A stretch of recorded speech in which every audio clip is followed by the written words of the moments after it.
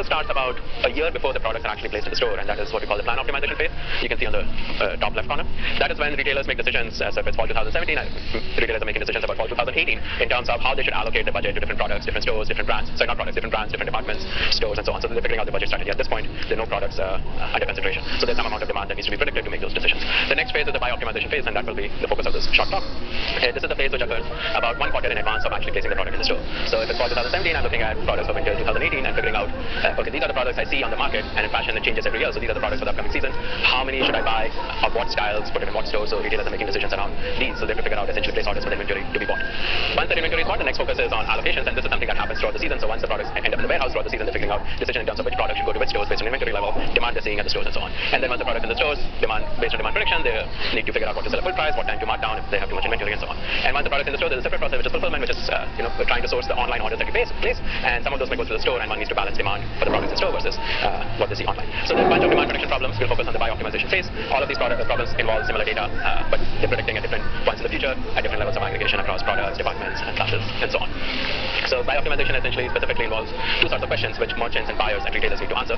So for example, here there's a sweater, and that's being offered for the upcoming season. As a merchant, I need to decide, should I buy the sweater? If I should buy, how many of these sweaters should I buy? How should I split my budget which has been allocated to me across this sweater and other sweaters based on a bunch of constraints. But the constraints come in not only because of the total budget, but there's also some constraints in terms of, you need to maintain certain breadth of assortments in stores, certain set of sizes, different materials, and so on. So there's a bunch of business rules which come into play in the second question, which is figuring out actually how to split the budget.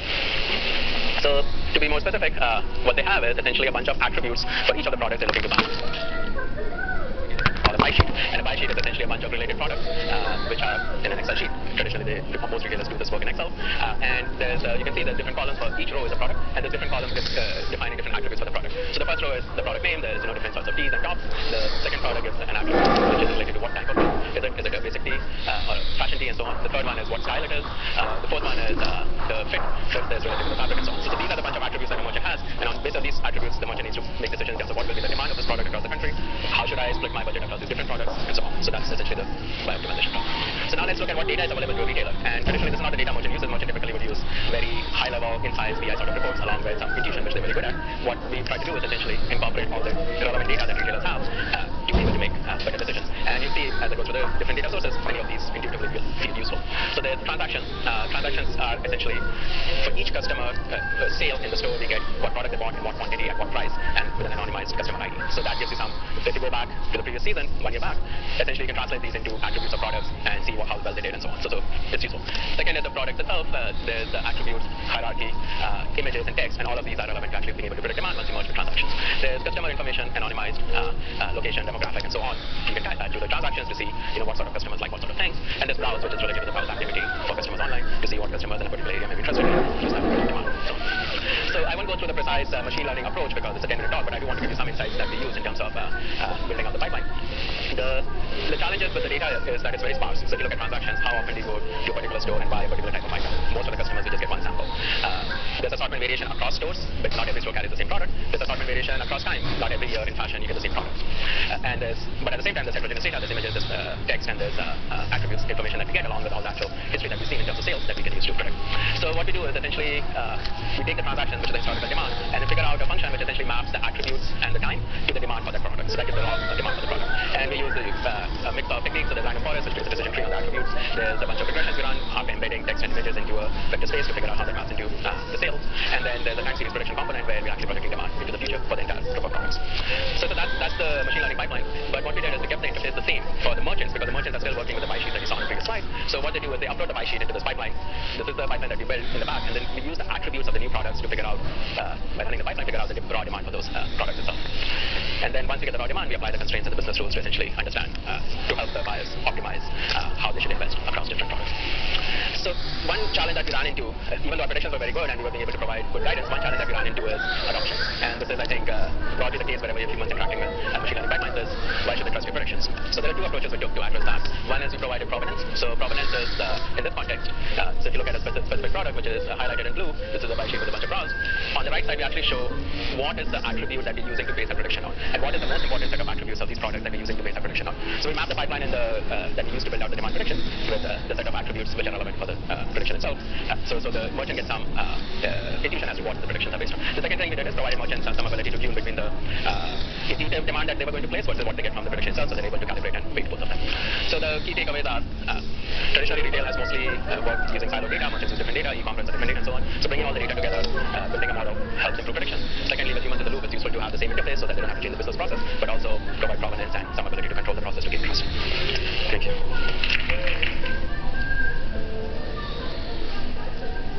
My name is Jason Crowd. I'm at Bloomberg, and I'm here to talk about Jupyter Lab, which is the next generation of the Jupyter web interface. I'll just mention that there's a few people here on the right-hand side. This is some of the major contributors to Jupyter Lab. There are also many more. So first, the classic notebook. Since it's launched a couple of years ago, it's grown to be the de facto platform for doing interactive data science and sharing your results with others. One of the nice things about the classic Jupyter Notebook is that it lets you combine rich output, code input, as well as narrative text, including mathematics. How many people here have used the Jupyter Notebook? If you didn't, raise your hand, turn to the person next to you. It looks like they can fill you in. But one of the things we've noticed about the Jupyter Notebook is that people need many more tools for their workflow. So Jupyter Notebook's grown a few other components, for example, a terminal, a text editor, a file browser, etc. Each of these components helps us in our workflow, but they're still sort of distinct things. And one of the things that Jupyter Lab does is it brings all those components together into a single unified platform. So this is an example of Jupyter Lab. You have your notebook on the top, an editor, a view of an output cell, and a file browser off to the left-hand side, plus a few other tabs across the top that you'll see. To give a little bit of background about Jupyter Lab, it's been in development for about 3 years. Many contributors, some working on it full-time, many from the community as well. Many releases because we've broken up Jupyter Lab into many different components, and each component has its own release. But to give you an idea, it's about 12,000 commits, which is about the same amount of commits as the classic notebook. So we've come quite far in the last 3 years with Jupyter Lab, and just in the last month or so, we released what we call Jupyter Lab Beta, which really means user 1.0 is ready for data use. The extension developer API is still evolving, and so that's why we call it beta, but it's ready for data use. You can install it with Conda or install it with Git. The takeaway from the slide is that you should really go check it out today. And just as a side, if you're interested in the Jupyter ecosystem and learning more about the Jupyter ecosystem and rubbing shoulders with more people using Jupyter, please come to JupyterCon August 21st through 25th in New York City, and especially we'd love to see you on the Saturday, the free Jupyter Community Spread Day on August 25th. So let's see what Jupyter Lab looks like. So this is Jupyter Lab. Let me make sure that I'm looking for a thumbs up on if it's big enough for you to see. Is it good? Okay. So here's Jupyter Lab. You can create a new tab by either clicking a plus or file new. You can create a notebook, you can create a console, which is like the IPython console in the terminal. You can create a terminal, full functioning terminal, or a text editor. Let's look at notebooks first. So here's an example notebook from Jake Vanderplas's Data Science Handbook. This is the same notebook interface that we know and love, same notebook file that we know and love, but completely new implementation of the viewer. And so you can see that it works. For example, Shift Enter is executing things and evaluating the code, but we've taken some the time to implement a few features that people have been wanting for a while now, since we have a brand new implementation of this. For example, you can collapse code cells, inputs or outputs. You can drag code cells around, move them, etc. Drag it back if you like. You can even open up a new version, a new view of this document here, and so that it's easy to drag over to the sides. Now you have two side-by-side notebooks, and now it's easy for me to see two parts of the notebook at the same time. In fact, dragging also works between documents, and if I drag it between two documents, it copies the cells. So you can have a template notebook and just copy cells into another notebook if you'd like. But it's more than just having components side by side. One of the things that bringing components under a single platform does is it lets us have components interact with each other. So for example, I can open up a new console for this notebook. What it does is it opens up a console that's attached to the exact same kernel as this notebook is. And now you see as I evaluate code in the notebook, you'll see a log appearing in the console of exactly what code I've evaluated. This is nice. The log in the console is immutable. It tells me exactly what code I evaluated and what order I evaluated it. And it also allows me to play around in this kernel without messing up my notebook. I can investigate things outside of sort of my document. And I have two tools here then talking to the same kernel. This is the sort of functionality that Jupyter Lab enables. The tools integrated and working together. Here's another notebook demonstrating the Jupyter Widgets ecosystem. Jupyter Widgets is a powerful system for doing interactive, sort of dashboardy-like computation. So here I drag a slider in.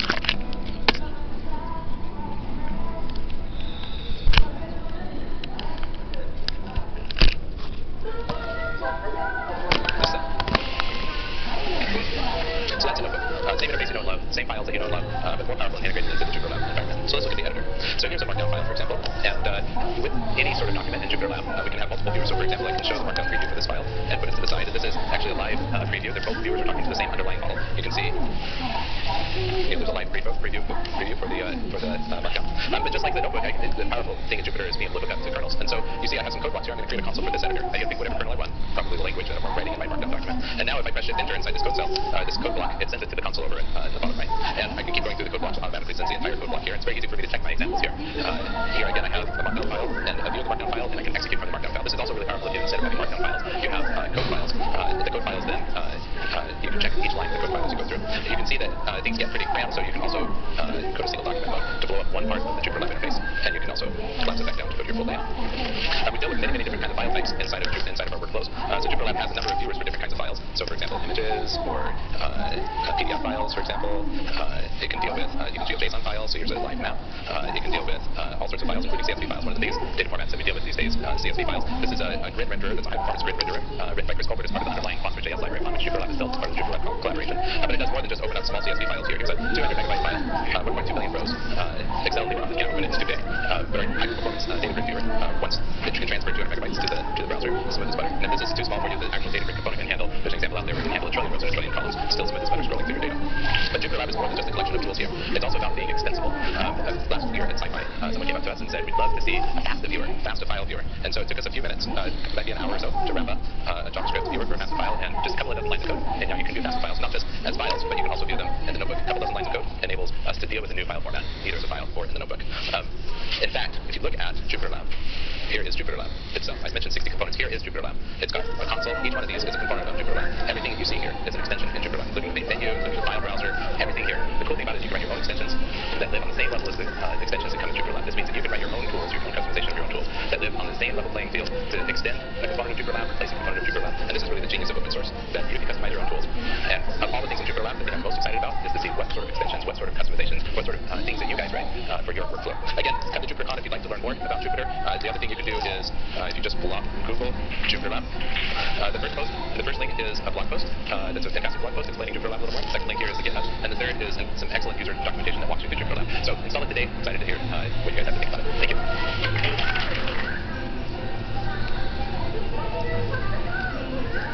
Hi everyone. All right, I only have 10 minutes, so I'm going to have to be super quick. I've done a bunch of AI at places I've worked and studied in school. So today we're going to talk about the AI concept of perception. This is an image from my Nest Cam. This was it telling me that the grass was moving. This is me telling me that the grass is moving at night. This is telling me that the car drove by. Another car, and at least this one was semi-useful because it told me about a UPS truck. And this one's me going out to take out the trash. Not super useful. At least this one, it found my daughter running outside with me. So I thought, I got a hold of this Amazon Deep Lens. How many of you, has anyone gotten a hold of a Deep Lens? No? All right, so they gave them away at their conference last year. It's basically a computer with a CPU, a GPU, and a 4-megapixel camera attached to it that streams video, and it runs Debian. And it runs Amazon Greengrass, which lets you run Lambda on it. So it's pretty cool. When you set up your camera, it's still definitely not ready for prime time. You kind of have to be a hacker to make it work. You have to start by configuring a whole bunch of IAM rules. Pro tip, use those links that they give you, even if you think you know what you're doing. I thought I knew what I was doing. I ended up breaking it and spending an entire day messing with it, just trying to figure it out. It's extra confusing because two of those are labeled as Greengrass, but one of them is actually a Lambda permission. So you need to get a hold of one. The next pro tip is when you are setting it up, it'll give you a certificate to download. Make sure you actually save that certificate, otherwise you're going to have to do it again. And then you're going to log into the device itself, and you're going to set it up. So you're going to have to upload the certificates back and set a password. Make sure you remember your password, because if you don't, you're going to end up in here, the grub menu, which I hadn't been in a long time. And then I attempted to fix it by logging in as root and following the instructions in their manual, which says to delete off the AWS cam. So if you get one, don't ever do that because their instructions are outdated and wrong. So yeah, it'll tell you to install that package. That package won't give you all the files back. It took me days to actually get it working. But once I got it working, I was able to start putting projects on there. So it comes with a couple of default models that have been trained already. Object detection, face detection. I figured I'm building a security camera. Let's start with face detection. So I installed the face detection, and this is what it looks like when you run face detection. Here's me walking up, person walking up, and you can see that nothing at all is happening. I walked all the way to the door. It never detected my face. I even came around and walked all the way up to the window, which of course nobody would ever do in real life. And you can see how close I had to get before it actually starts detecting my face. So unfortunately, face detection didn't work. So I decided to try object detection instead. And object detection, so this is what a deployment looks like. You can see here it's warning me that I'm replacing face detection with object detection. And then when it starts, this is the screen you will get. You will see things like the progress. So the models are built in the cloud and then pushed to the device where the inference is done. And so this is it pushing to the device. It'll tell you what's being pushed, the current project, face detection. It'll warn you about always needing an update. It'll always tell you need an update no matter what update you're at. It's these things they're hoping to fix by the time they release it for real. Here's some info about your ARNs and things like that, so useful information. And then this is just telling you about the inference, the outputs, and where you can find. So it uses the Amazon IoT system, so it's outputting everything automatically to the IoT system. So if you've used Amazon's IoT system, you can use that to get all of your information, your inferences. And so here it is with object detection, and you can see that it's doing a much better job now. See, it put a bounding box there, it's a person, so obviously it's working. And here it is again during the day, and you notice that it's doing some other stuff, and I'll tell you about that in 1 second. Here's my daughter and the nanny coming out. And so you can see it's definitely doing a good job of detecting people. It's detecting other stuff too. And this is what the live stream right off of the camera looks like with the bounding boxes. And what's interesting here is it did in fact detect my daughter as a person. It detected the nanny with the stroller as a horse. And the house across the street is a train. So obviously it still needs a little bit of training to get it right. But it did detect all the persons. And you can see this is the stream, the log stream that's coming off the camera going to the IoT system. And it did a pretty good job right there. You can see that it had fairly high confidence in a person. It got almost to 90% confidence. But then you can see right after that TV monitor 30% and so on and so forth. Here's the actual code. So this is the code that is the default code from the project. It comes from Amazon. It's just called Hello World. And this is the basic stuff. It grabs the frame, so it's all in Python. It puts the frame into something that you can use. We have to resize the frame because the model was trained on a 320 by 200 image. So we resize it. This is where it's actually drawing the bounding boxes onto the frame and putting on the labels of what it's identified in percentages. And then here is the part where it injects that into the IoT data stream. All I did was add an extra function that says if you find a person, a cat, or a dog, upload that image to S3. This is what that looks like. It's very basic code. It really just says take this image, give it a name of a time and a date, and put it into S3. And so this is the kind of image that I get into S3 with person detection.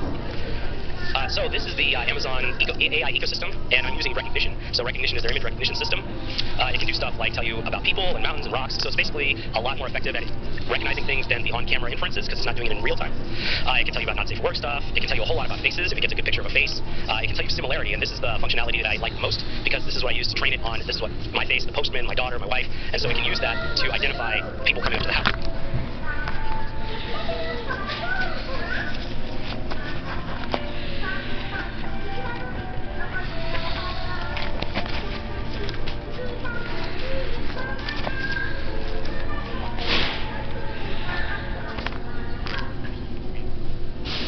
That you've trained me on, and then it spits back an alert to me, and so it'll send the image, and it'll say, here's the image that I found a face in. Most of the alerts that I get right now just say, I couldn't identify this face, can you tell me who it is? And so then I can go in and say, this is the face, this is who this person was, and so on. So it's still mostly just in a training mode right now, where almost every image is unidentified as to who it is, but it's slowly getting better, and so that's the idea, is eventually it will learn, and it'll be able to be really effective at telling me who's coming to the door, and I can start telling, don't tell me about the postman, or do tell me, so that I know to look at the mail, something like that. I can tell it to ignore my neighbors, anything like that. So that is the Deep Lens. Like I said, this I'm based on pre-release product, so it can't. You have to pre-order it now, and then you get it in I think it's June or something. Yeah, somewhere in June. So I have 1 minute left for questions. If anyone has any quick questions to ask about anything I've done, yeah. The resolution on the camera is it's a 4 megapixel, so it's 1080p, 30 frames per second. Yeah, so you resize it down because the model is trained on a small image. So as it gets smarter, it can, the resizing is for the detection of persons and things like that because I'm using their default model. But the image that's actually sent to S3 is the full 1080 4 megapixel image. Do you have a sense for how many full features before equal model you can there? Yeah, it's super easy to slide in your own models, especially if you know what you're doing. If you're using MXNet, they have APIs already built in to optimize it for the GPU on the device. Yeah, the pre-built models are just there to get people started who don't know or don't want to deal with building the model.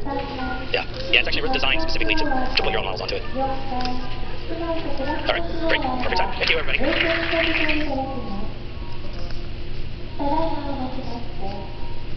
Alright, so yeah, we're going to talk a little bit about the basics of ROS for self-driving cars. This is really beginner because it's a 10-minute talk. So, first, if you're not familiar with ROS, it's the robot operating system, and it's not an operating system at all. It's more of a framework and a middleware for robotics applications. It's open source, which is great because you can add things to it, you can see how people are implementing things, and you can make your changes. But it gives you a whole suite of tools to use to get you started quickly.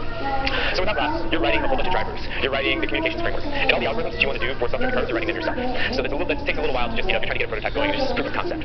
With ROS, you get a lot of things for free. The logging, error handling, communications framework, most importantly, drivers for those, different hardware devices that you're using. There are algorithms for, path planning, perception, motion planning, but they may not be, the most state-of-the-art, but at least they get you started and you can see how somebody else has implemented this. And to me, the most important thing is some of those tools for visualization. RViz is one of those where you can kind of see and visualize what the system is actually doing. So for simulation analysis, it's really important. So how does self-driving cars work? Well, without going into too much detail, it's basically like every robotic system. You have perception, so your sensors, you combine that with the decision making, and then at the end you're moving the car, so you have the actuation. At a very high level, that's how self-driving cars work. So ROS nodes take those very high-level tasks and break them into lower level ones. And so you have an idea called ROS nodes. And so you have these different ROS nodes that run on different Unix threads. And for your perception, you can have one for your camera. You can have one for your LiDAR, all the different sensors. For the decision-making, you can have one for each of the different algorithms that you're running. And then for the actuation, with a self-driving car, brakes, steering, and throttle are probably the minimum that you want to have working on your self-driving car. So how do you go between these? That's something called ROS topics. So ROS topics allow you to basically communicate between ROS nodes. The topics allow you to you can either publish or subscribe to a topic, so it's kind of a pub-sub architecture. So here you can see you've got your camera. Over the camera images topic, you would publish data, and then your image recognition node can subscribe to that topic, and you'll get that information, and you can you can do your algorithms on it and do whatever you need. Now you could also tie in from another node that needs that camera imagery as well, and it's just pushing the data out, and anybody that wants to listen in can listen in. And then you have the ROS messages. So all the different types of messages that you're predefined in ROS, over 200 ones, and you can create your own, so that you don't have to do everything from scratch. You can imagine just point cloud data when you're using a LiDAR. Having to do that all on your own can take a little bit of time to make that message format. ROS gives you ways to do that. So here's an example of like a self-driving car, ROS node, kind of a real simple setup for your network. So you have, your high level, like we talked about, the perception, your planning, your control. You have ROS nodes that run in each of those, and then all of those are connected to your car, your simulator. On the left-hand side, you can kind of see the simulator that we use. That's actually the simulator that's used in our self-driving car project that students run. So they actually go through, we actually let them program a real self-driving car. So they do everything in simulation, and then they can actually deploy their code on a self-driving car remotely, and we have a parking lot and a driver who will, deploy that code and give them feedback in video of how their system performed. So it's kind of cool. You can actually take it from just learning about it to actually putting it and deploying it on a self-driving car. So we have some limitations. Well, I don't know if anybody here is familiar with ISO 26262, but functional safety is the biggest thing. Functional safety, it allows redundancy, so it's great for rough different prototyping. But if you want to be fault tolerant and production ready and high quality, ROS is still not quite there. There's a lot of initiatives in ROS that are moving towards that, but there's a lot of work that's going on the side to make custom software packages. You can kind of see this whole WV looking thing. It's kind of a verification and validation V for the ISO 26262. If you've ever done systems engineering, if you've ever been on the production side of things, it's a lot more complicated. It's a lot of things you have to do to just verify your system's going to work. And that's why Google and other companies run their systems in simulation for millions of miles and also on the road a lot, just to verify that these things work actually like they expect them to. So a little bit more about the self-driving car program at Udacity. If you've never really dealt with self-driving cars and you're interested in getting started, the program's great. We'll talk about, in a little bit. I was actually a student of it before I joined Udacity, and in the next talk we'll talk a little bit about one of the chances that, Jendrik and I had as being a part of that program. But you learn everything